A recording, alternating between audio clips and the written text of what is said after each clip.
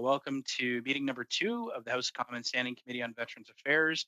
Pursuant to Standing Order 1082 and the motion adopted by the committee earlier today, just moments ago, the committee is commencing its study of the backlog of disability benefit claims at the Department of Veterans Affairs.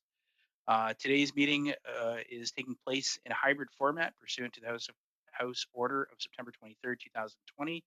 The proceedings will be made available via the House of Commons website.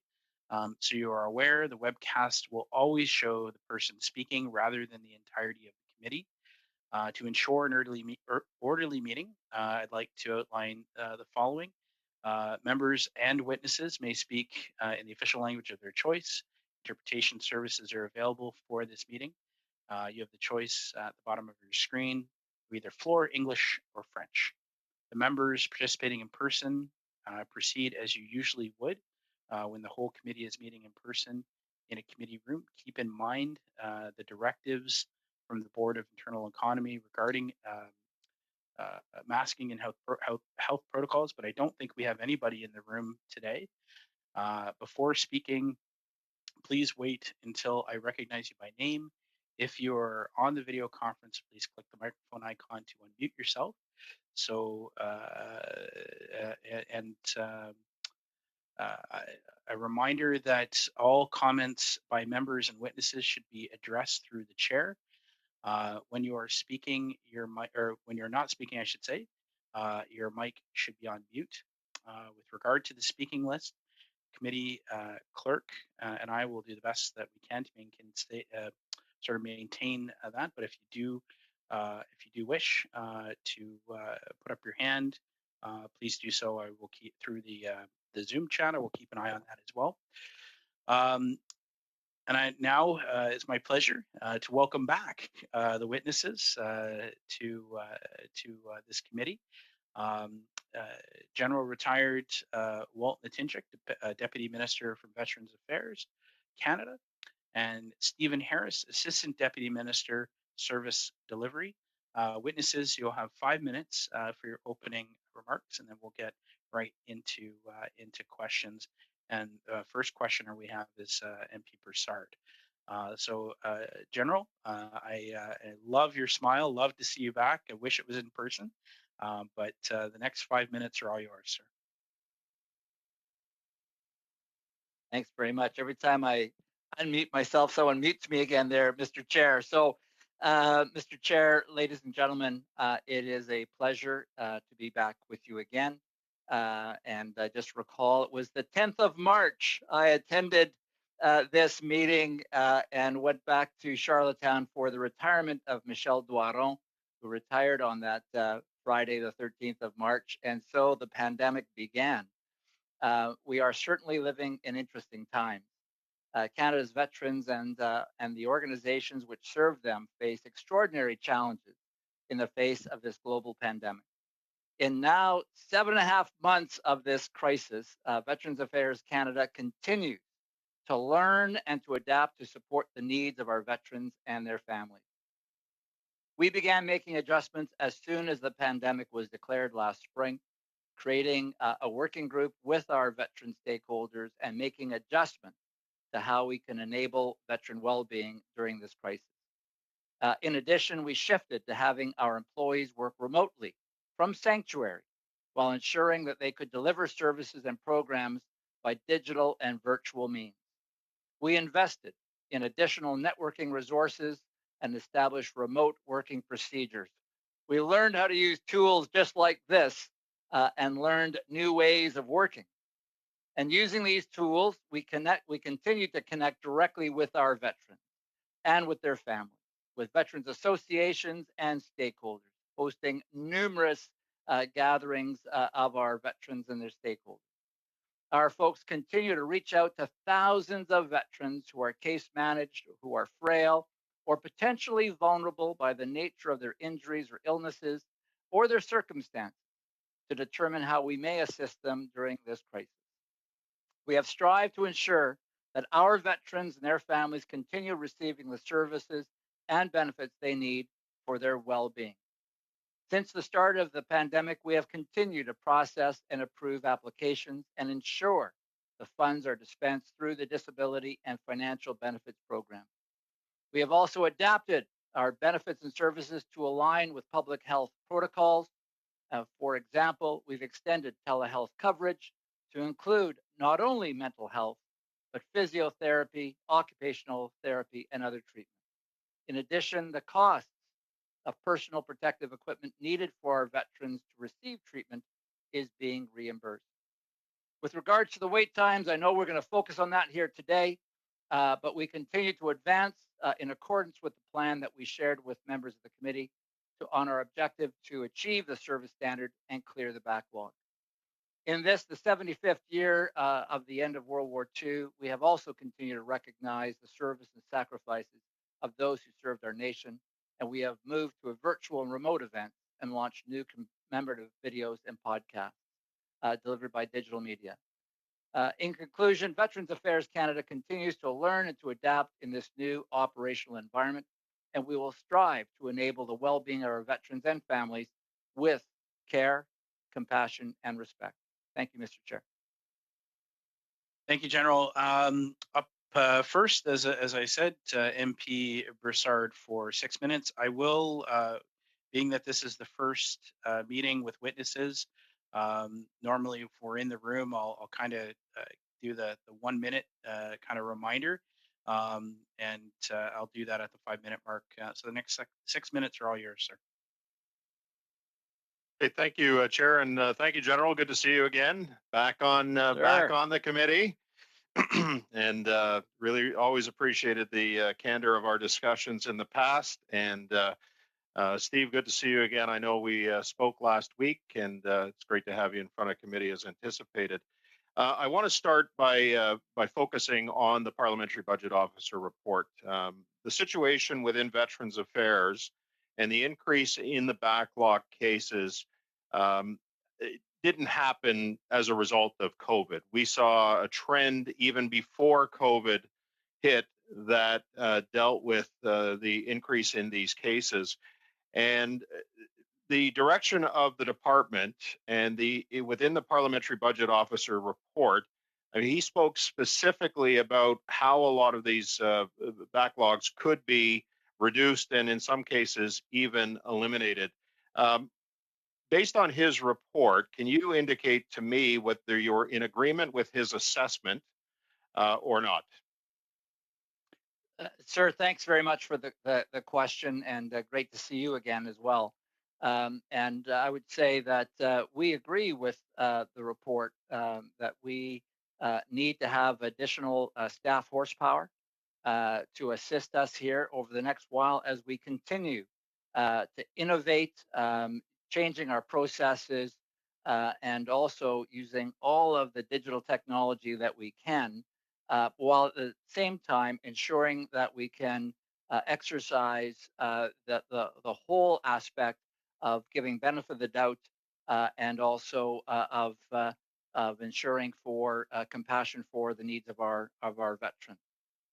So I want to focus on benefit of the doubt for a moment because that becomes a very interesting part of this claims process. We have had veterans who, in many cases, have been severely impacted as a result of COVID. An inability, for example, to provide doctor's notes. We're hearing recent cases of that. And we were heard that department officials were warned back in March, and the minister himself was warned back in March that this could be a possibility. So given in the context of benefit of the doubt, how has the department reacted to those benefit claims given the circumstances that veterans and their families are now finding themselves in? Yeah, no, thanks very much for that question, sir. And this is the real value of our outreach to the stakeholder groups, especially the COVID-19 working group, where we had the co-chairs of all of the advisory committees come together. And this was an aspect that they have told us about throughout. And so we have adjusted the kind of documentation that veterans do require. Again, through legislation and regulation, we will support veterans in need who have suffered an injury as a result of service.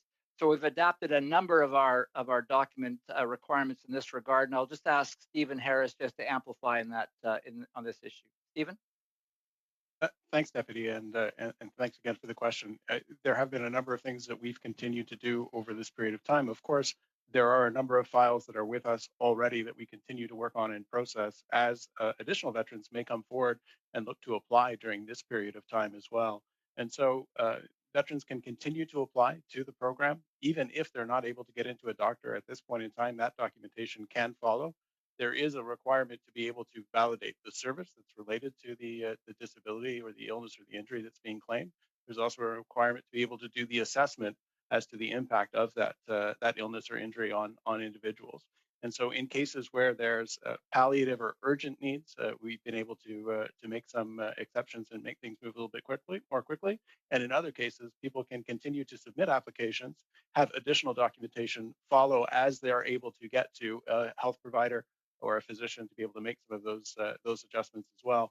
And longer term, we're looking at additional adjustments to make the process even easier for individuals. I want to focus next on the efficiency and the effectiveness. General, you referenced the fact that because of COVID, many workplaces have had to adjust. Can you tell me how many employees of VAC are actually still physically working in the buildings, and how many are not? They're actually working at home. And how does VAC measure the effectiveness and the efficiency of the employees to deal with veterans and their families for adjudication and case claims? About 1 minute, sir.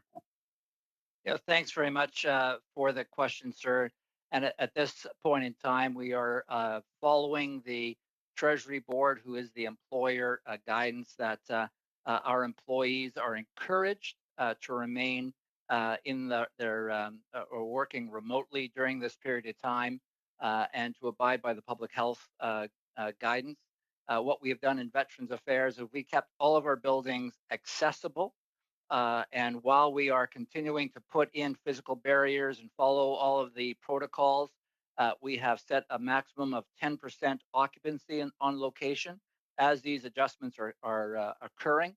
And once we have those conditions in place in accordance with occupational health and safety, we will increase accessibility.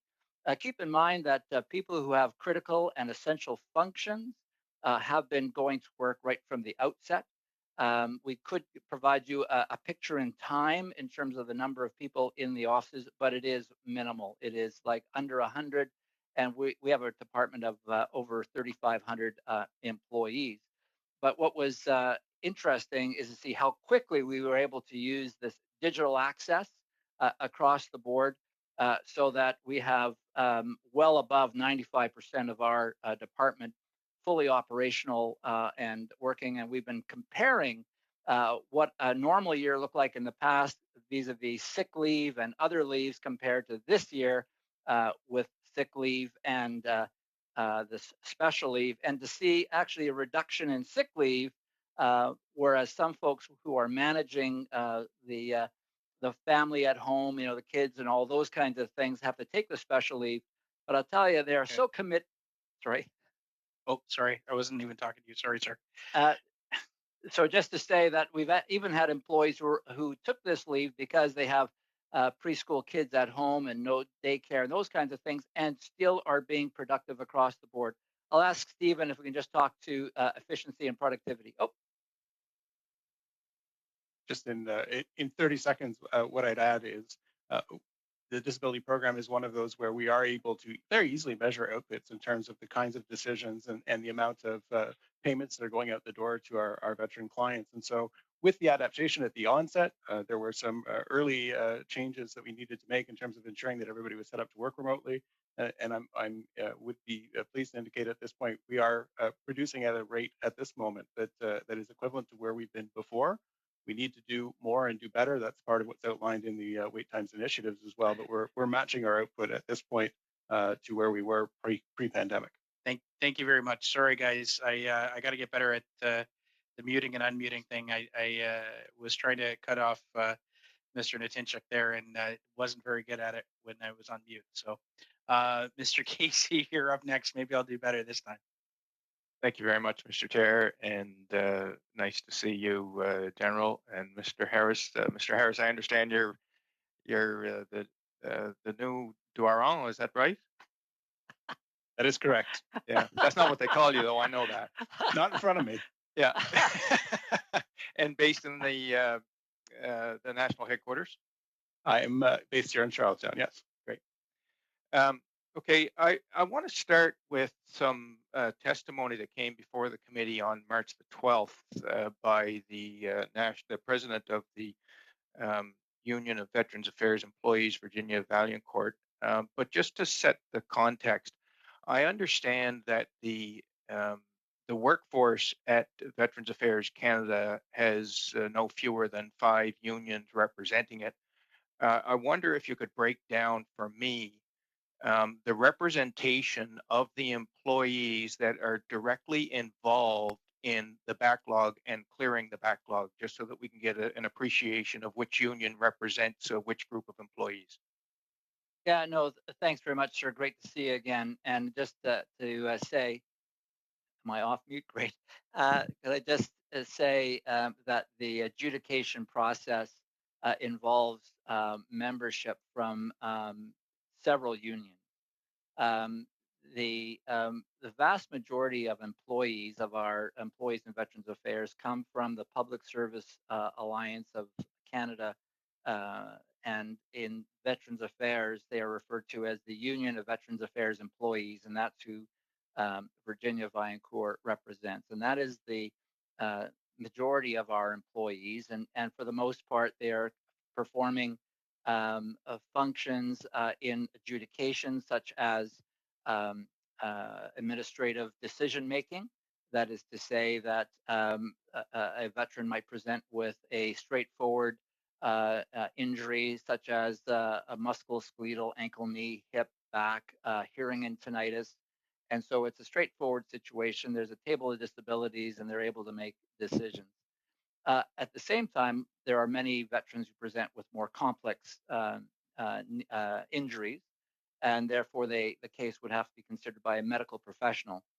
Medical professionals are covered by a different union, and I believe that is the Professional Institute of Public Service Canada. The acronym is PIPS. But there is also payments made to veterans, and that is the union that represents the financial officers.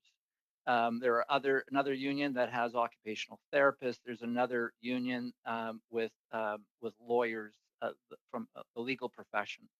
And so this is a multifaceted team who kind of comes together to make the decisions in terms of adjudication. And therefore, with regard to the UVAE, they are a prominent member of that pan-professional team. Back to you, sir. Thank you. So, if I understand correctly, the more complex cases are represented by PIPSI and not UVAE. And would it be fair to say that the bulk of the backlog is in these more complex cases, as opposed to the fairly routine ones for which a chart is used, as you described? What I'll do is I'll ask Stephen just to chime in here, but we have, in order to achieve better efficiency as laid out in the plan, we've put together these veteran benefit teams to match both those administrative decision makers and the medical professionals into teams. And so you're dealing with both unions in this regard. And the other aspect is that very rarely does a veteran have a single condition that might be simple. It might be simple, but then there'll be internal medicine. And so that enhances the complexity. Stephen? Thanks, Deputy. Just to build on that point, the reality is there's a mixture of these kinds of disability files and disability decisions that are awaiting in the volume of pending applications that we have.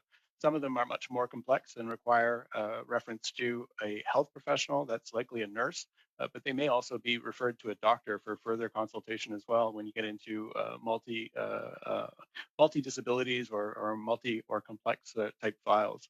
What we've looked to do and what we continue to look to do, and as identified through the wait times initiatives, is build additional tools that take these decisions out of the medical world and make sure that they can be made at the very first level of review and decision making, so they do not need to be referred to the medical world for additional looks or reviews in this point.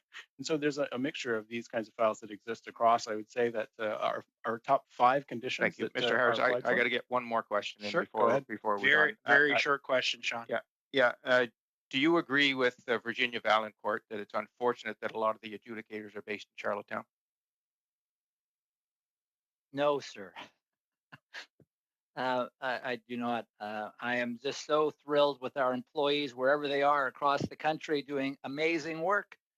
And I'll just say from a PEI standpoint, a maritime standpoint, a Canadian standpoint, for us to launch the Pension for Life and the innovation and the learning and the dedication, I got to tell you, sir, we have an extraordinarily committed workforce. And when I have them in the atrium in Charlottetown, and I ask them, how many folks are connected to the military by some nature, either married into it or a son, daughter, granddaughter, whatever, the entire place, the hands go up. Folks are dedicated and committed to their mission. Getting all excited here now. But to support our veterans and their families, we have an extraordinary workforce. Thank you. Thank you, sir. And that's your time, Sean. We are going over to MP Desilets.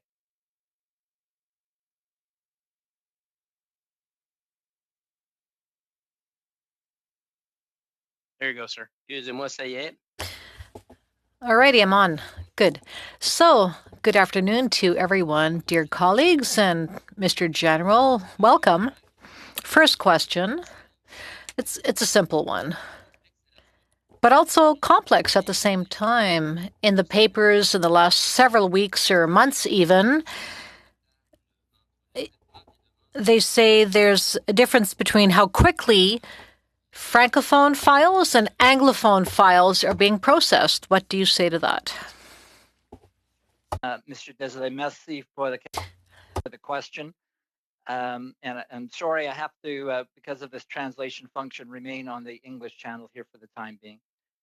Just to say, as we appreciate that the work of the ombudsperson found this situation, and we have worked diligently to correct it so that we have not only bilingual staff who can adjudicate, but what we have found, especially in the medical profession, that we need staff who have studied medicine in French, so they understand totally the diagnoses in all of the French medical terminology, which is so important to understand the ramifications. And as a result of that finding, we have made efforts to hire additional people who have the right skills. And I'll ask Mr. Harris just to amplify on that point. Stephen? Je vais essayer de le faire. Je pense. I think I pressed the right button to speak French. Thanks again for the question. So what we've done lately, and you're right, in your question, there were delays for the Francophone applications for a while, and we've taken measures to make sure that our ability to process the Francophone files will be sped up. And we will make sure that the files for French-speaking veterans will be processed in the same time as the English-speaking ones. We've recently hired new employees, and about 28% of our adjudicators have said they were either French mother tongue or bilingual. We're still going to hire more people. I'm happy to talk about that later on. But again, what we did was to focus on French-speaking ability as much as we could to make sure we have more adjudicators who speak good French. Well, I'll continue along that line. Mr. Harris, hi, thanks for being here. It's nice to see you. And we shared some great moments in Italy last fall, which seems like eons ago. So I'm listening to what you're saying, but I'm still worried. you say that you have taken measures and that it'll bring Francophones to the same, or rather with what you've done, how quickly will Francophones and Anglophones be on the same level? Well, thanks again for the question, and it's nice to see you again. Well, the repercussions of all the changes means that over time, both English-speaking and French-speaking files will reach parity. We've hired new people. They're going to get more training. That'll take a bit of time. And the discrepancy between the English and French applications, the discrepancy isn't that big.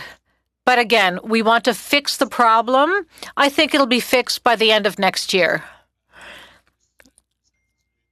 By then, both will be on the same footing. That's great. Thank you. I hear you, and I appreciate that. So what I take from this English-French processing situation, it's not a money issue because another $92 million will be added.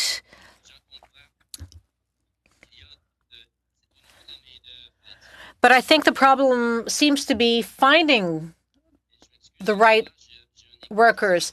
I'm sorry, I suddenly have a problem with my sound. I'm hearing an echo.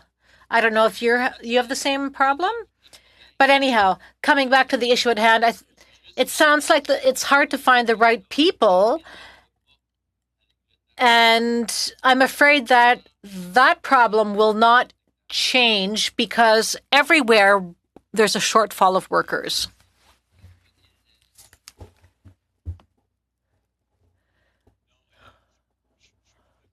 I totally agree with your concern. And that's why we made direct efforts to hire Francophones.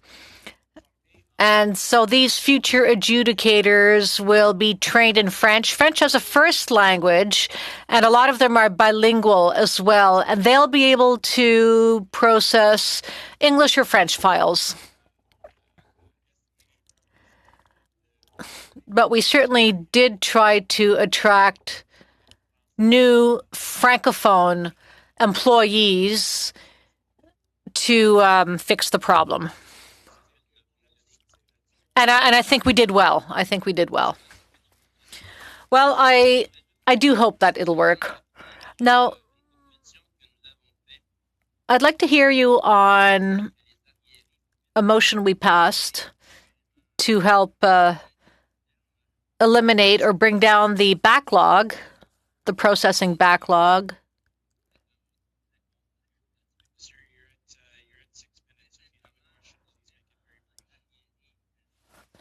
So how do you bring down the backlog to zero?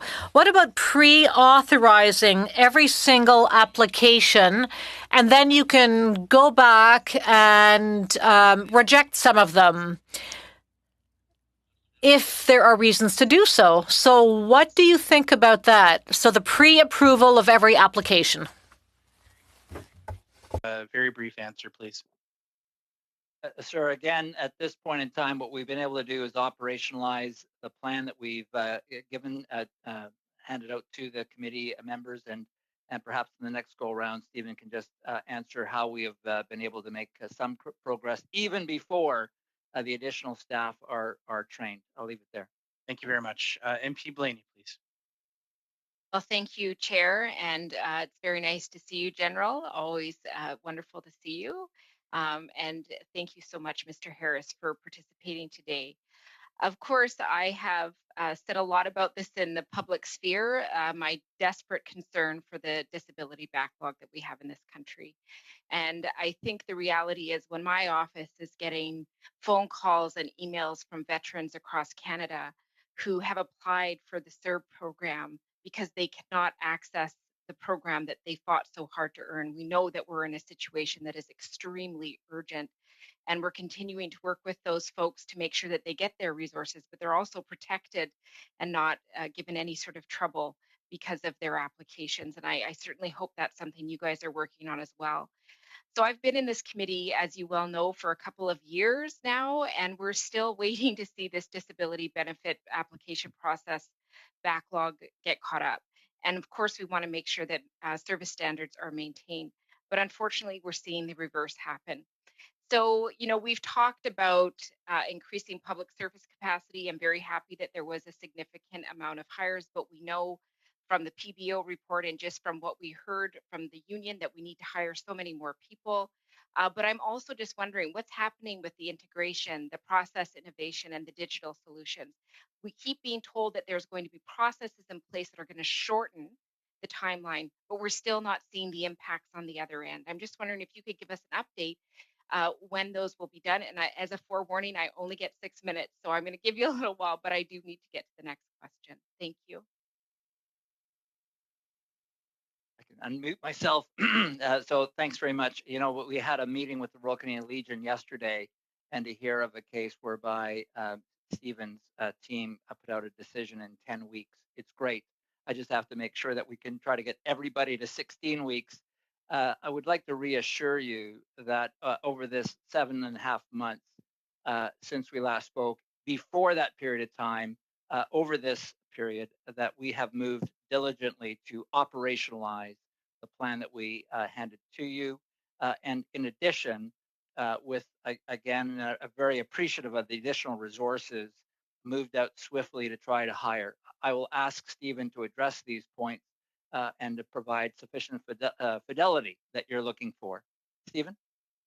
Thanks, Deputy. And I'll try and keep it brief, as I know you have a limited time. So it is really a two-track system, one of us being able to get additional human resources in a short-term period of time, while we do the work on the back end to make sure that we can improve and sustain the level of productivity that we need to do going forward to address the volume of pending applications. And so in a number of ways, we're doing a variety of things. I mentioned earlier in response to one of the questions, we want to limit the amount of applications that are required to go for medical adjudication. In other words, build tools that allow our frontline disability adjudication staff to be able to make decisions at the very first time it's being reviewed, not referred on to medical. And so we're building those tools that will help assist make more quick decisions on more front end folks and limit the taxation, if you will, of our medical staff to be able to look at a number of files. We're also changing the way in which we've organized ourselves in terms of the veteran benefit teams, bringing all the people that are required to make a decision on a file together, working together in an integrated team to ensure that the file never leaves, it never gets referred anywhere else. Essentially, it stays within the group that is that team to be able to ensure it gets a decision as quickly as possible going through that stage. We're looking at innovative approaches as well in terms of using technology and tools to be able to review So I'm sorry to thousands of interrupt pages you, of Mr. health Harris, records. but I'm just wondering, is there a way to get a report on the timeline for this? Because I hear what you're saying, and I respect very much the work of the staff at Veteran Affairs. I do think they're understaffed, and that is a challenge. But this we just keep hearing about it, and the backlog is growing. And we know from the article that came out just a couple of days ago that the applications are now, slowing down dramatically for various reasons. So I assume that this backlog that we already have is only going to increase. So I'm just wondering, is there actual timelines to when these things are going to be implemented? Because I don't need to be assured.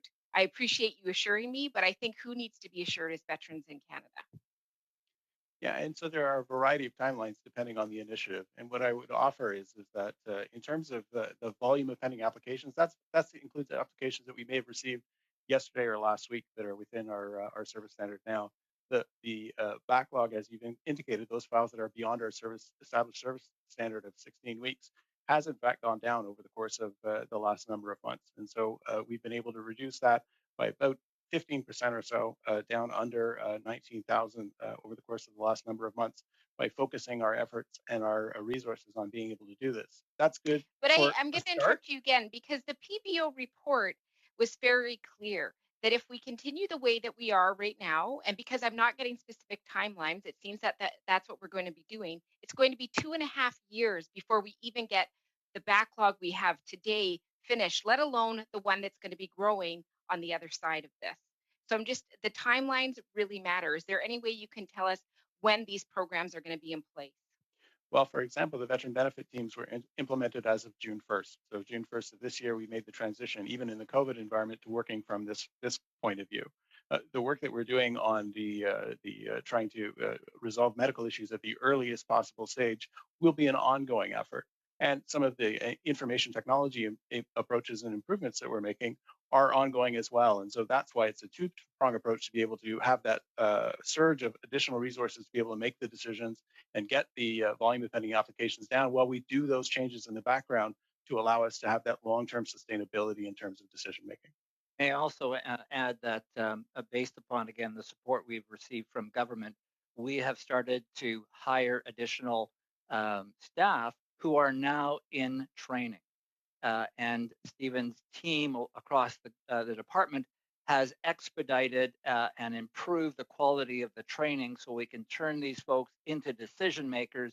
Hopefully, what was the time right after Christmas is what we're talking about right now, but we're talking about hiring in excess of 300 folks, training them up so they can make the right quality decisions right away. While that's happening, because of all the other concurrent activity, Stephen's folks, and again, across the department, have been able to take a significant chunk out of those files that have been waiting beyond the 16 weeks. Thank you, General. And now we're going into our second round. And first up for 5 minutes is MP Carey. Thank you very much, Brian and colleagues. This is a new committee for me. So, you know, I'm just kind of getting myself up and running here. But one of my colleagues who is regular, Kathy Wagenthal, she wanted me to mention something. And she's brought this up before, but a veteran was in touch with her. 28.5 proud years of service. He applied for his back pension a year ago and completed all the paperwork in October 2019. And he's just been informed that the application is now in the decision phase, but it's going to take 64 more weeks to process it, which is a grand total of over 2 years since he had his paperwork put in. And frankly, I'm just wondering if I'm a veteran and I'm waiting 2 years, like MP Blaney was saying, like we need to find out some specific timelines. And I know you want to get your service requirement down to about 16 weeks. But what is your average processing time for one of these claims? Because I'm finding 2 years, that just sounds really, really long to me as a new member. What is your average processing time? No, thanks very much for that question, sir, and welcome to the committee. Thrilled to be able to work with you. I'll ask Stephen just to give an updated data point on this, but one of the questions and the challenges we have is that out of compassion, we generally accept all the claims coming in the door, even if there's information missing. And so that's one of the challenges we have, especially with paper copies coming in.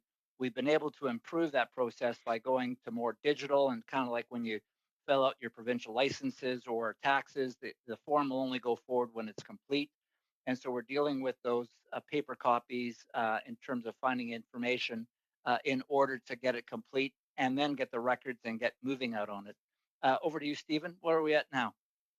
Thanks, Deputy. And it really actually depends on the condition, of course, what the wait time might be for any individual case and whether or not there are multiple conditions and which condition it might be that may be more complicated or others. So there's a variety of time. But what I will say, of course, is that length of wait time is obviously too long. It is why it is the number one most important issue for Veterans Affairs to be able to address is working through the wait times. And so when you ask about what the time frame would be expected to be, when we talk about the additional resources that the deputy just mentioned, the additional more than 300 resources coming on, we've already hired more than 300 of them. We do expect we're making an additional 80,000 decisions over the course of the next year, this year and next, through to March of 2022.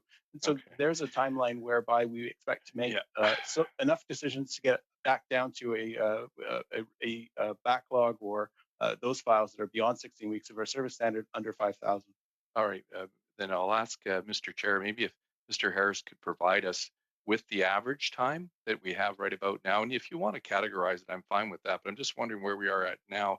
And again, back to what my colleague was talking about, my understanding the backlog now is about 50,000, which is up 60% in 3 years. And if we keep doing the same thing over and over again, guess what? I don't think we're going to get to where we're going. I see there is more money being put in there, but according to the PBO, I think VAC's hiring plan will take 2 years to implement, and it's going to decrease the backlog by 10,000. Yet his plan would wipe out the backlog completely in 1 year. And I was wondering, what kind of direction have you gotten from the minister's office on how to move forward with this, and who's making the decision on how to move forward? Are you getting some specific direction from the minister? Because it sounds to me like, who are we going to trust here? And I hate to say that, but if veterans need to trust somebody to move forward, get this backlog cleared, are they going to listen to the nonpartisan PBO, or are they going to listen to the minister's office? You're aware of those statistics. What kind of actual direction are you getting from the minister's office? And as my colleague was saying, are you able to provide us with the strategy and the plan for that specifics? Because I'm extremely concerned that we're going in the wrong direction here. Just under a minute. Okay. Thanks very much, sir. As Stephen mentioned, the number of files of applications we have in the department is in the 40,000 range, and that includes files that we received yesterday.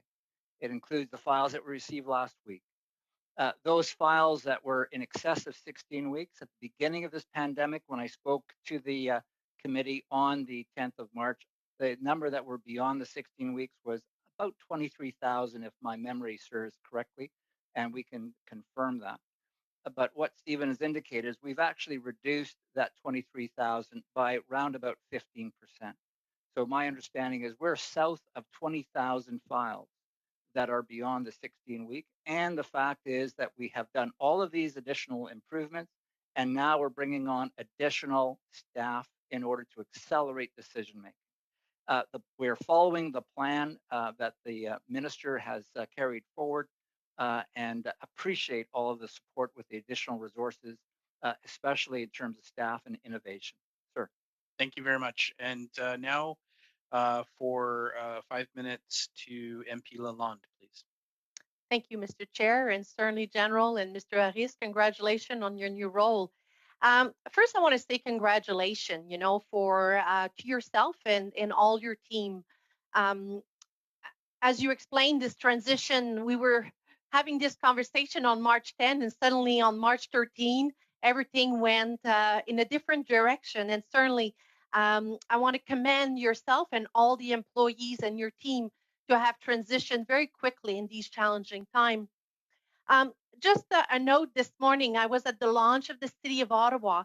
The council liaison for veterans was reappointed in Matt Luloff and military issues, and they launched this morning. So I'm just wanted to give a shout out to the City of Ottawa to have reinitiated this, and certainly appreciate all the great work from Veterans Affairs on this file. Going back to March 10, General and Mr. Harris, we were discussing actually this backlog. And certainly, I think from all parliamentarians and for all the veterans, there is a concept or an aspect, a sentiment of frustration at time. And that's very real. And I think we can all agree on that. But you did discuss that you were going to bring a plan to address that. And while we were in the pandemic, you brought forward a plan last June, and I was wondering if you could share a little bit more. And I know volume has changed because people are more aware of the services, but I wanted to hear you out about this plan that we have going forward. Madame, thank you so much for the question. And again, thank you for your support to veterans in the Ottawa community and veterans across the country. I really do appreciate it. The plan, and when I appeared in front of the committee on the 10th of March, and I was asked for the plan had been in process for quite some time with all of the initiatives that were out there, and so I actually appreciated being able to put it together and presenting it in front of the committee, because again, we want to walk the talk. We want to actually move forward to support, as we say in veteran circles, our battle buddies and wingmen and women and our naval colleagues, because they have served and they've done an amazing job. But we knew that it's not only about people. This is about process change. This is about cutting bureaucracy. This is cutting red tape. This is delegating authority to the lowest level to make decisions. This is bundling decisions, so that if we know that a person has one ailment, it's probable that they might have a number of other ailments that come along with it. It's using technology wherever we can. And again, thinking about hearing and tinnitus being an example, taking an audiogram and being able to digitize that so that we can make a decision while maintaining care, compassion, and respect. And then finally, ensuring that we're bringing on additional staff, but ensuring they have the right culture, and that culture of giving benefit of the doubt, that culture of compassion. I'll turn it over to Stephen. And I'll keep my remarks brief in case there's additional questions. We started to talk a little bit before about some of the additional pieces that we're doing. We've been in touch with other jurisdictions as well, so our Australian counterparts and others of the Five Eyes countries, to look at how they do their programs and see what we can borrow and glean and frankly use almost immediately from some of the experiences and examples that they've had. And we also look to make tools that are better for veterans to be able to use to improve the online applications experience. One of the comments was certainly about people understanding what wait times might be. And what we're looking to do is update the application tracking feature in our MyVac account online application app to allow people to be able to give some predictability as to when and what stage their application might be at, so they can see as it moves through the system and as decisions are made, much more transparency and clarity in terms of what they're doing. Also on the hearing loss and tinnitus, the deputy mentioned, digitization of the audiogram. This is a digital process whereby we'll be able to use and search through thousands of pages of a service health record to be able to pull out the information that's relevant to the claim that's being put forward much more quickly than having to go through those pages almost on an individual basis. I'll leave it there in case there's additional questions. Can I also just mention it's also working very closely with the Canadian Armed Forces and the RCMP, so that before their members become veterans, that we are addressing their needs, their claims, and all of their unique medical requirements before they become veterans and enter into civil society, and closing that virtual seam, closing the gap between our institutions. Thank you. Thank you, and that's time. Next, we have for 2.5 minutes, MP Desilets. Briefly, I have a question because I have a feeling we're going around in circles a little bit. We're dealing with human beings here, and these human beings are vulnerable. They need you. They need us. They call us in our riding offices. So what do you think is the main obstacle you are facing? I don't think it's money. There are millions of dollars raining down. So what is the problem? Why are you not moving faster with this backlog? I can answer. And there are two obstacles. The first one is the increase in the number of claims. And the increase has been going up extremely fast since 2016. And the system is still very complex. Just to get a claim approved, you're dealing with medical issues, so it's complicated. It takes time to do the assessment as per the legislation, to match up the person with the services and the level of availability. It's the medical process, which is also complex. I understand, but what you're telling me are facts. Those are not obstacles. Again, I'm new on the hill here. Thank you, Mr. Chairman. So I'm new here as a parliamentarian. Couldn't we ask the department to do a mini assessment of the proposal that we have put on the table? So we have proposed solutions to bring the backlog down to 0. What does the department think of our proposal? We have the feeling that if we pushed the reset button, we would not be in the same situation we are in 2 or 3 or 4 years. So with what we are proposing, could money not be saved? Or would money be lost? I don't know. What would the risks be if what we are proposing is implemented? can the department look at this, bring backlogs down to zero, approve everything, and just make it temporary? For a very brief answer, please. We share the goal, sir, to eliminate the backlog as soon as possible. We share that goal with you and appreciate, again, your support in that regard. Thank you. MP Blaney for 2.5 minutes, please. Well, thank you, Mr. Chair. One of the concerns that I have, and I keep hearing this again and again, is that the folks that are being hired now, and you talked quite distinctly in the last response to me about how much training they're receiving and how they're going to have the capacity to make decisions. And hopefully, once that training is done, to move things along more quickly because they'll have that capacity. But they keep being called temporary workers. And the PBO report was very clear that we need to hire significantly more than the 300 and that we need to continue to hire to address this issue. So I'm just wondering, are they temporary? How long are they going to be hired for? And if they're not temporary, is there going to be some sort of official announcement to let the world know that these are permanent workers who are going to be helping us address this backlog? Thanks very much for the question, and I really appreciate again government support to enable us to hire additional staff on top of the staff that we were able to resource through budget 2018 in order to improve our effectiveness across the board. What I have right now and what we are working towards is what government has stated back in June. We have 2 years of at this point in time resources and doing our very utmost to train as expeditiously as possible the best people we can across the country in order to fulfill this function. Stephen, you may want to just put a little bit more detail on that. No, I think you're quite right, Deputy. In essence, in addition to the folks that we've just identified who we're bringing on, there's 168 individuals from Budget 28 that we've been able to keep. These folks are fully trained and have been working since the start of this fiscal year to continue to make decisions. And we talked about training, and that's really targeted into the high volume applications that we see, the most common applications that we see. We're training those new people to be able to address those issues.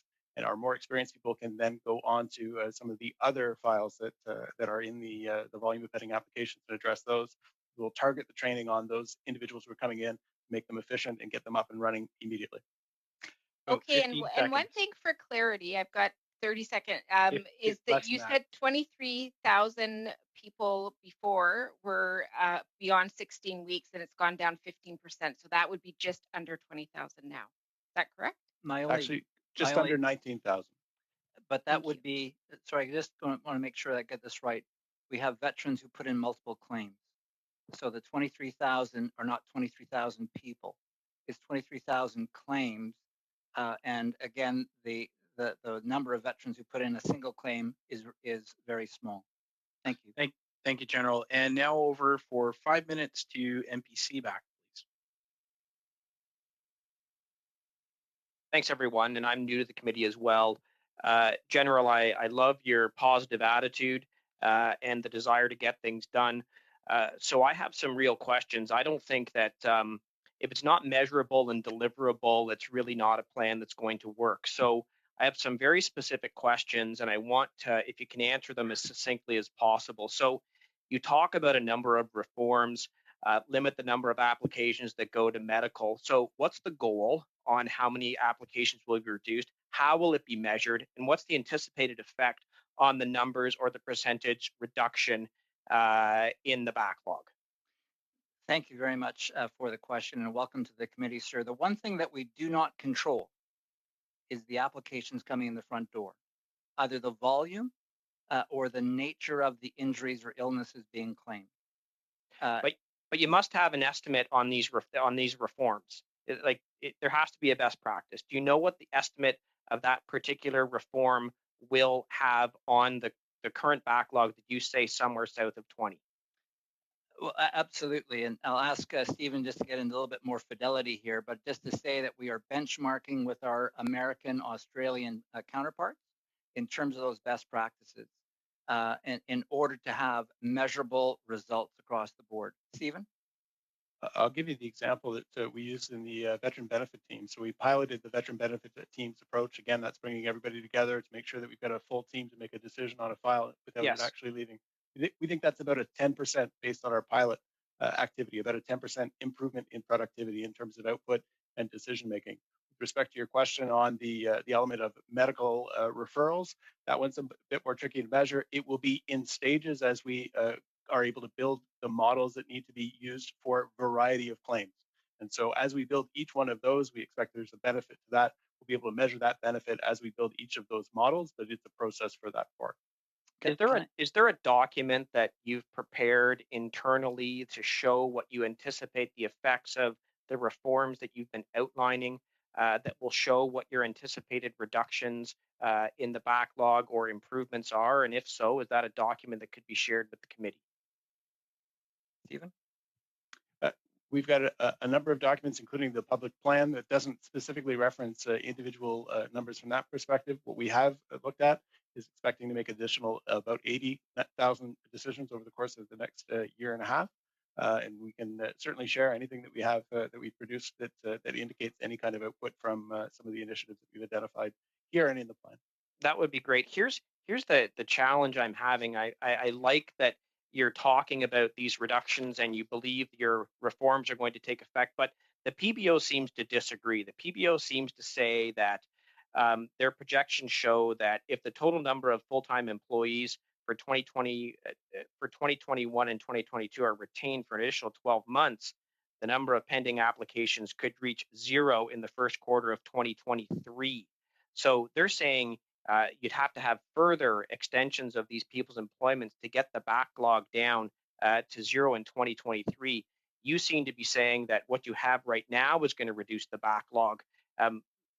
But where do you get that from? Because when I ask a question about how much you believe your reforms are going to take effect, you don't seem to know what those numbers are. So how do you get there? It seems to me like it's a bit of pie in the sky. So I'm happy to answer in the fact that we expect that the additional resources that we've put in place and the action plan that we have will get us under 5,000 from those service standards over 16 weeks, those files that have been in the system longer than 16 weeks by the end of March 2022. And we expect that what the difference exists between the PBO report and what our forecasts are some of the improvements and gains that we're making in terms of our processes.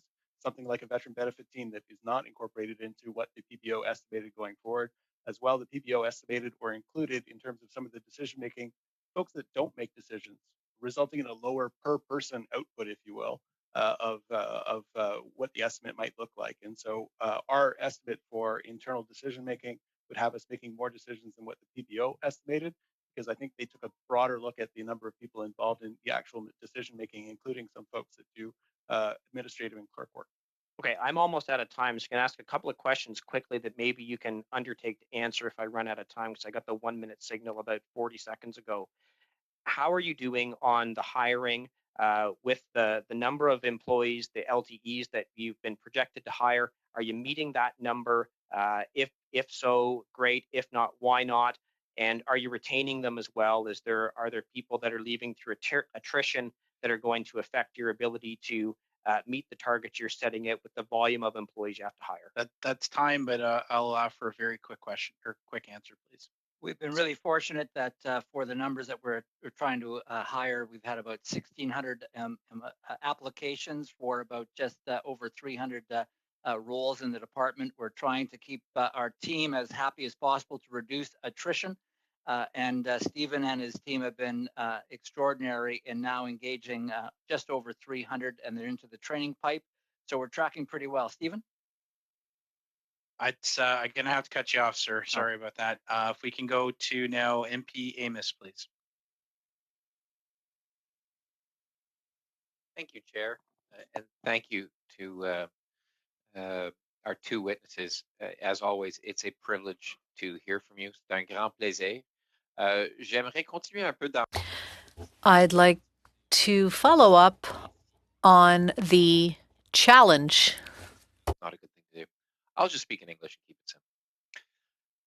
You were addressing the theme of minimizing attrition. which goes to maintaining the workforce, which goes to maintaining the ability to deal with as much of the backlog as quickly as possible. And I wonder, how challenging has it been in the context of the COVID pandemic to maintain your workforce and enable effective training? It strikes me that it would be a huge challenge to onboard hundreds of new staff, train them up, while maintaining the morale of existing staff who have significant workloads. How have you succeeded in that incredibly important and very large task?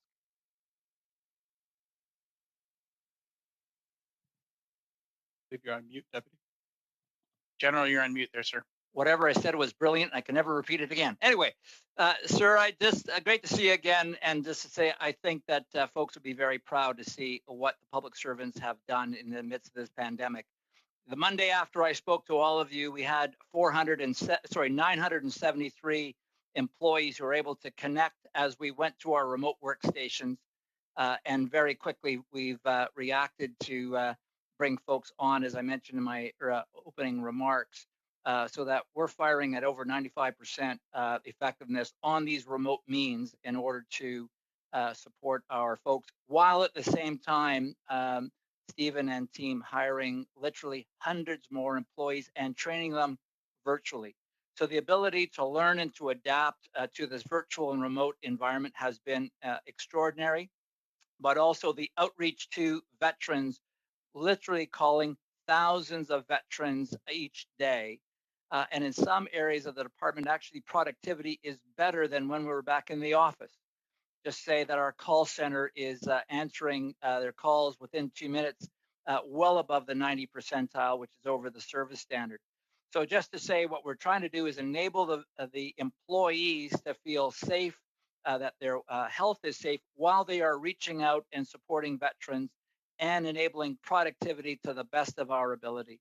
Stephen? It's also been an opportunity for us to revamp our training approach, particularly in the disability adjudication piece.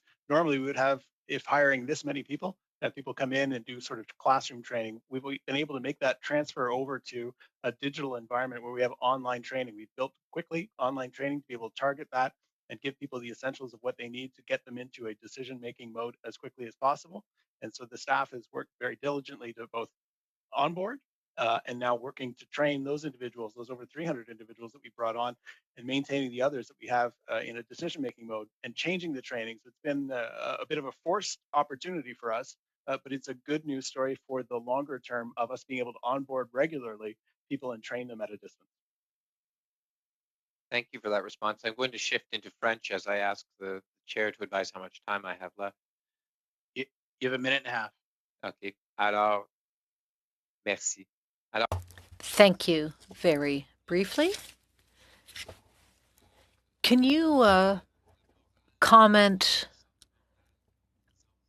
on the morale and the feelings of employees at Veterans Affairs? I can imagine it has to be tough, and that you dug around to make sure that the mental health of your employees is well looked after. Sir, thanks so much. Oh, sir, thanks so much for the question.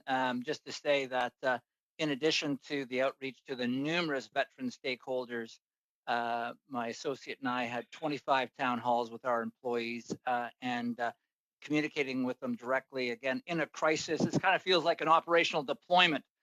You cannot communicate enough. And so reaching out to them, I've been sending them either weekly or biweekly messages. I just sent another one out this morning to reassure them, because I need them focused on their mission, while at the same time they're balancing all the other pressures on them at home. We did a survey in the middle of the summer, and I was really pleased. We had 2/3 of our employees answer that response. Interesting is that they feel supported. In the 80 percentile, that they have the equipment they need, they have the information they need in order to make the right kind of decisions at home. Interesting enough, 10% want to go back in the office tomorrow. recognizing that for some, sanctuary may not be at home. Sanctuary might be in an office space, or they want the social interaction with others in order to maintain their mental well-being. But we have reinforced resilience through this whole period of time, maintaining contact, social connections, and that's why the town halls are so important, not only with the veterans, but also with the employees and amongst them in order to maintain the wherewithal to get through this, what I would call, and I refer to as a very long deployment. Over. Thank you, sir. MP Broussard. Thank you, Mr. Chair. No question, Veterans Affairs has been going through a significant hiring process. And one of the things that I hear regularly across the country in terms of dealing with staff at Veterans Affairs is that there's not enough as in terms of veterans themselves who are working there. So of this significant uptake, whether it's part-time employees or full-time employees, how many veterans have you hired to work as case managers or to adjudicate these type of claims? Because oftentimes those veterans feel that there's an empathetic ear on the other end of the line when it comes to somebody who's walked the walk and who has transitioned out of the military. So I'm just wondering how many of those have been veterans? No, thanks very much, sir, for that question. And again, we are making every effort in terms of trying to bring on veterans into our ranks in the right jobs. Because again, you can't take an infantryman and make him a social worker right away, or I'm a tanker kind of thing. And as my kids who are all in the military will remind me, they'll say, Dad, you got to have someone with the right kind of culture. It can't be the old school culture. You need to have someone who will exercise care, compassion, and respect. And so what is terrific is to see that we're being able to hire veterans in these additional ranks. And I'll ask Stephen just to mention that. And at the same time, leveraging the education and training benefit and the career transition service in order to bring in more. Stephen, how are we doing on our hiring? Quickly, what I can identify is 7% of the over 300 employees that we've hired so far have Canadian Armed Forces experience. We went back and looked through the applications. There is a self-declaration piece, and some Canadian Armed Forces members choose not to self-declare as representatives of a veteran or a Canadian Armed Forces group. We've gone back and looked in, and they may not have included all of their experience in the application that they put into us from a Canadian Armed Forces perspective, but at least 7%, and I expect it's a little bit higher than that. I'll also remind, if I may, am I on mute? That in some General, I was just about to get into another line of questioning. I was on mute, and I apologize for that. So if there's any more information I need, I'll certainly follow up with you. But one of the things that the PBO identified was the need to move to a more digitized process, a simplification of the application benefit process for our veterans. Now, I know this has been talked about for years. The Veterans Ombudsman, DND Ombudsman have spoken about this for years. Where are we on this simplified digital process for veterans and their families to file application claims to make it easier to receive those benefits? You're doing what I did. You're doing what I did there. Yeah. Thanks so much. Thanks so much for that question, because what we have found, and thank goodness we went through the turmoil of implementing Pension for Life, because for the first time we have an end-to-end digital platform. But what we found in that first year, and Stephen, just roll in here and correct me whenever you want, but we had about 50% of our applications were still coming in paper form last year. And because of this COVID and because of the requirement to lean on the digital solution, I think we're into the 70 percentile now in terms of the digital platform. And what we're working closely with the Canadian Armed Forces, but also Library and Archives, is how to digitize all of their analog files so that our case managers, so our adjudicators can get access much more quickly. Stephen?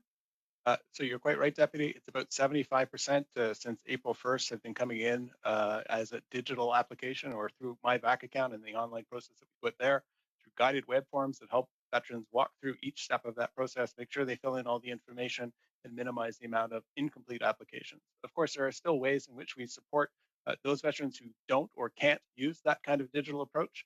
And we want to make sure that we are responding to the needs of all veterans in terms of the way in which they may wish to submit their application, but obviously we're pushing folks to digital because it's the easiest way for them to apply and the easiest way to make sure that they get all of the information in that's required.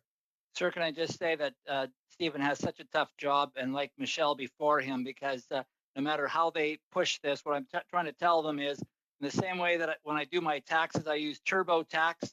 I want to see TurboVet, something that is intuitive, easy to navigate, ask the right questions, fill in the blanks, and move on. Over to you, sir. You have about 20 seconds. 20 seconds. Gentlemen, I want to thank you for your time today. Let's move on to the next questioner. Thank you. Thank you. And up next, we have MP Fillmore. Thank you very much, Chair and General Natinchuk and Mr. Harris. Great to see you again. Nice to be with you and the rest of the committee. Well, I think the numbers tell a story of the success of the reinvestment in and the rebuilding of VAC after a difficult decade. Now, between 1516 and 1920, the number of applications grew by 40%, and during that same 5-year period, the number of applications processed by the department rose by 35%. So a tremendous increase in applications and a tremendous increase in capacity to process, however, falling a little bit short of the growth in applications granted. So I wanted to ask, the VAC service standards indicate that in normal circumstances, 80% of decisions should be made in the first 16 weeks from when an application is made. And we've heard a lot about the necessity of more staff and more streamlined decision making.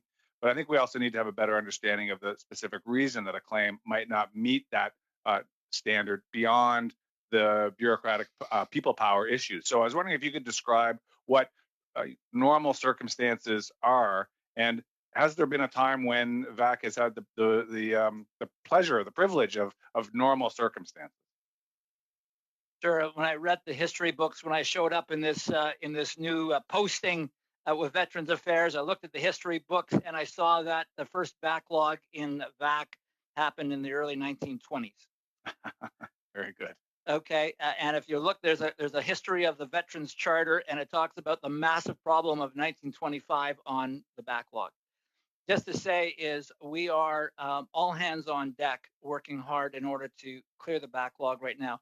One of our challenges that I find, and I'll ask Stephen to wade in here, is that out of an abundance of compassion, we accept incomplete applications, which may lack a diagnosis, might lack all kinds of things. And our people are so committed, they're bound and determined to get back to that veteran and say, give us the information.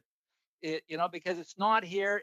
And we, again, working with the Canadian Armed Forces, working with Library and Archives, are looking through these huge medical files, trying to find the reason for the claim.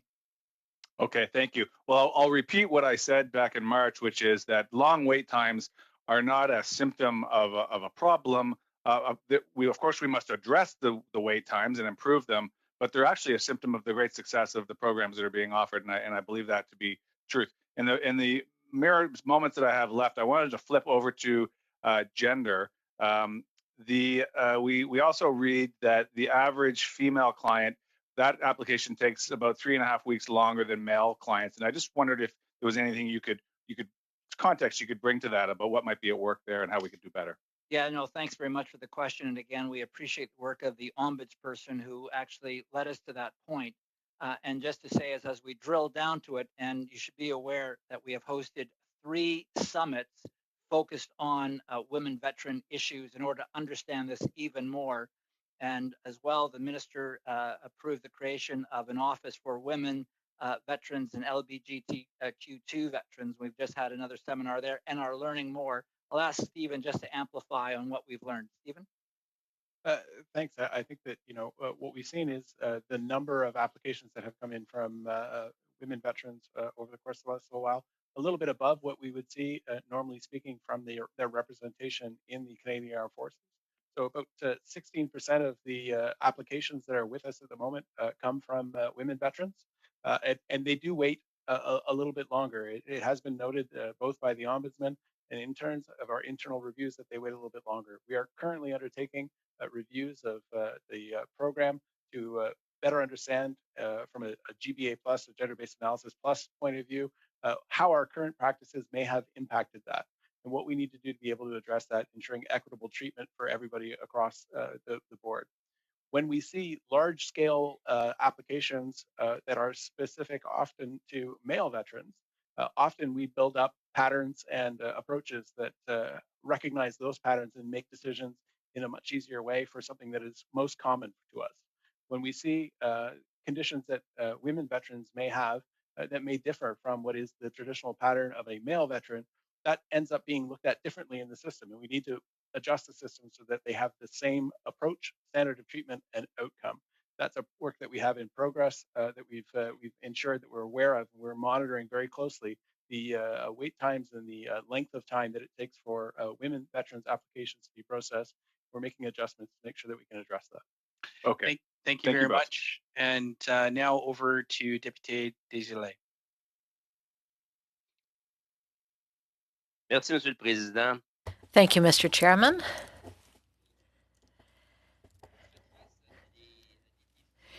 You are facing enormous challenges, important challenges. When you talk about human resources, that's where that's what it's all about, and I can speak to it at length because really that's where it's at. That makes all the difference, and any solution, based on what I understand, are there in human resources, in the commitment of your people. You need people. And if you're at war, what matters is the people who are fighting for you. So this is human resources. However, despite all of my good faith, I don't believe we're going to fix this problem. You referred to 1920.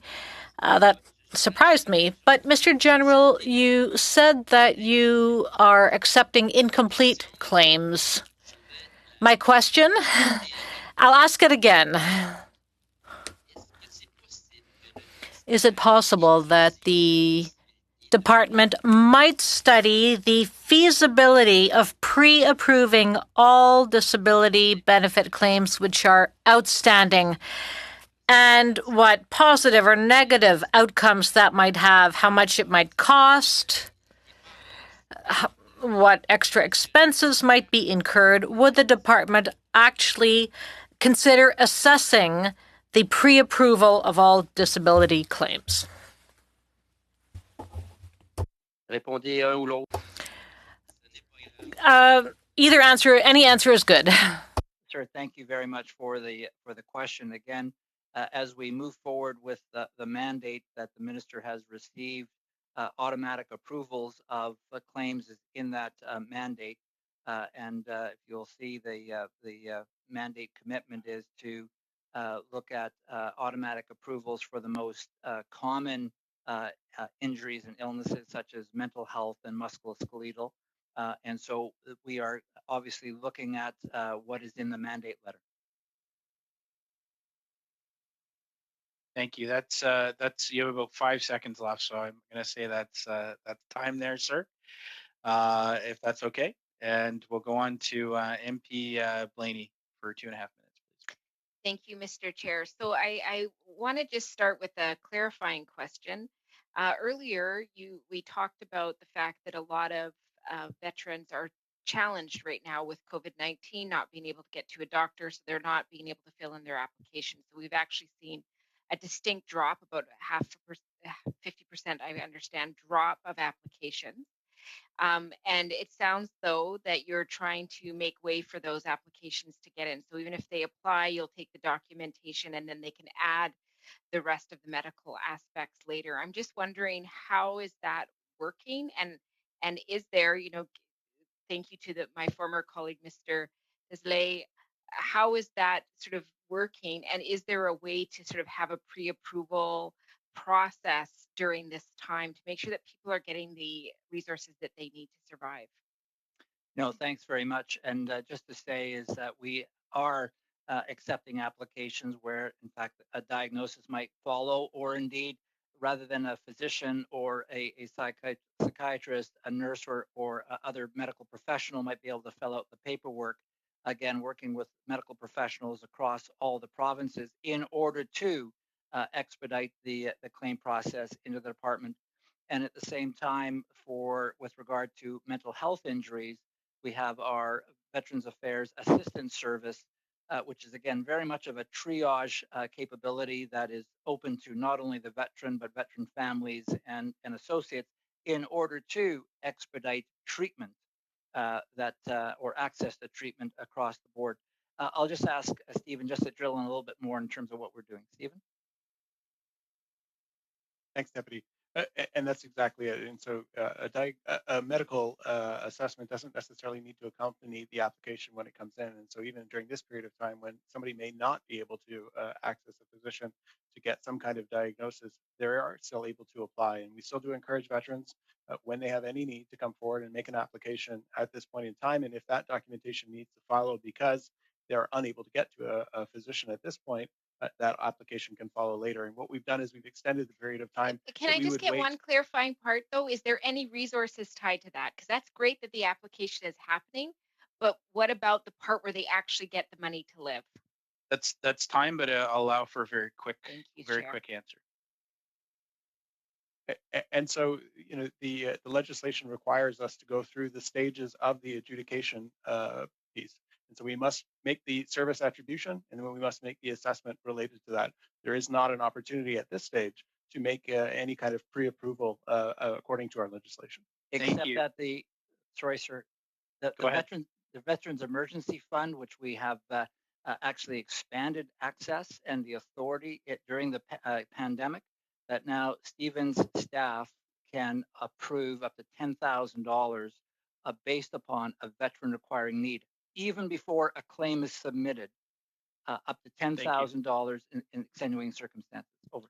Thank you, General. And over to MP Carey for 5 minutes, please.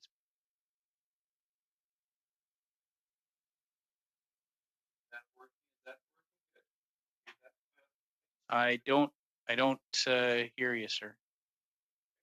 Oh, your lav mic is up. Take your lav. No, your headset mic. Sorry. There you go. Thank you very much, Mr. Chair. I think all these technical things, and you brilliantly observed that my microphone wasn't where it needed to be. So I just wanted to get back to my previous question on moving the backlog forward and back to the PBO and the idea that hiring all these people, still the backlog is going to be significant. Has the minister directed you to take certain actions to help expedite the plan to move forward to decrease the backlog? Have you heard anything recently since the PBO report? Is there any modification that's coming down the pipe to you? I know it's very difficult, Mr. Harris, to come up with specific numbers, but has the minister's office come down, directed you to allow the plan to be a little bit more fluid as we approach a backlog that seems to be magnifying in its size? Sir, thanks very much for the question. As the minister has said in front of committee when we were there last, that other than providing day-to-day life-saving support to our veterans, that addressing the wait time for our claims is the #1 priority across the department. We have operationalized his intent through the plan as presented to the committee, and we are moving diligently across the board in order to clear that backlog, not only with personnel, but with innovation, with process change, with delegation of authority across the board. And going back to the point that we, unlike 1925, we want to clear and eliminate the backlog now. And it's what our veterans deserve based upon their service and their courage in support of our nation. That my colleague, Mr. Desley, mentioned about pre-approval, and I think Mr. Harris was clear. You mentioned that with the legislation the way it is, there's no mechanism to really go that route. But do you have an estimation? How much does it actually cost to process each application? Have we ever kind of looked into that? What are the costs of just processing a claim? I don't know, not aware of that information, Stephen. No, I'm not aware of that information either. Okay. Do you think that's something that would be worthwhile to see the actual cost of just processing an application, and if there's something that can be done to streamline that? It would be very difficult to do that given overhead and all those kinds of things in terms of a model. Again, beyond I'm just a tanker wearing a civilian attire here, so I would have to go back to the specialist to consider that kind of notion, sir. Okay. That and again, just on the efficiency side of things, are you seeing now with employees having to work from home? You mentioned that you're basically coming up to a similar timeline for efficiencies for processing as it did before. Is this something that have you looked at options of in the future more employees being able to work from home, or is this something that you haven't looked at yet? Timeline. Just over 1 minute. Sir, I really appreciate the question because as I, in fact, just put out an update, or as we say in the military, a sit rep to the employees to say that, you know, this is going to be a long haul as we watch the news each day. So the achieving service excellence for our veterans, again, is a key priority, as well as safeguarding their health and safety, but at the same time, working productivity. Because in some areas of this department, we are already seeing better productivity than when we're all in the office together. How can we maximize that so that in the future, it's not about the address you work from, but how productive you can be in order to achieve our mission to support veterans and families. All right. Well, thank you very much, Mr. Chair. Thank you. Thank you. MP Sampson, please. Thank you very much, everyone, and thank you, General, for being here again today. I appreciate the opportunity, and of course, Mr. Harris. A very quick question, because time is a virtue now. March 10th, important day. You talked about plan.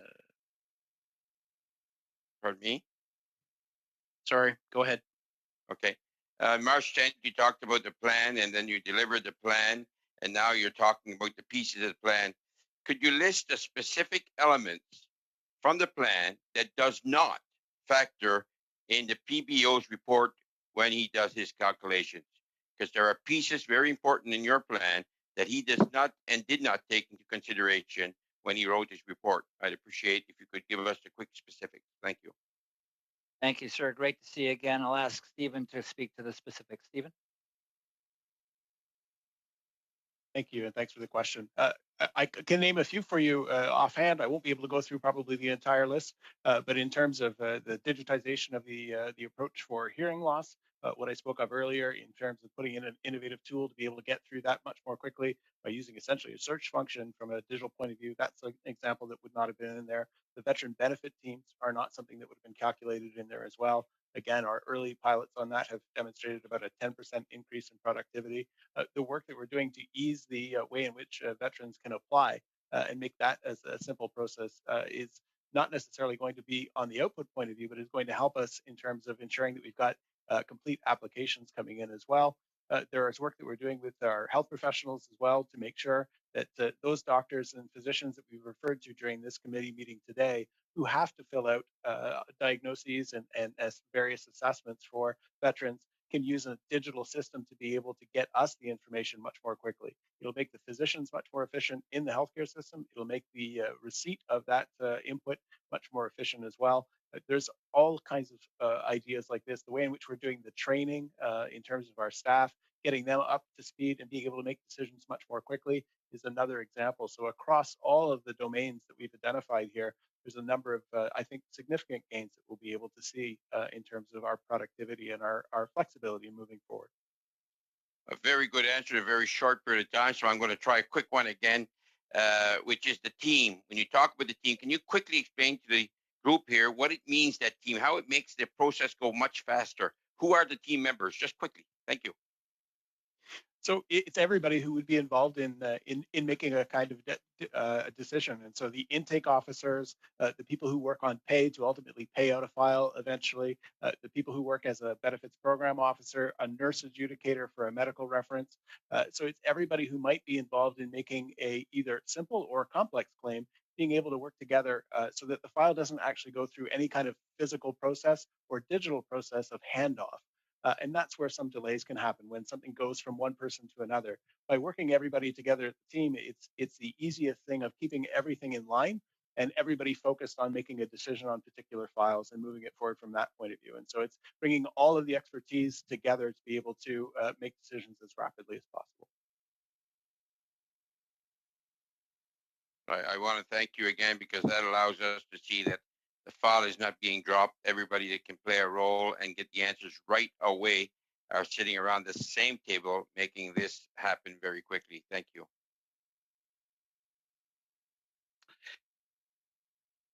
Thank you very much, MP Sampson. You have about a minute and a half left. Do you want to use it, or are we done?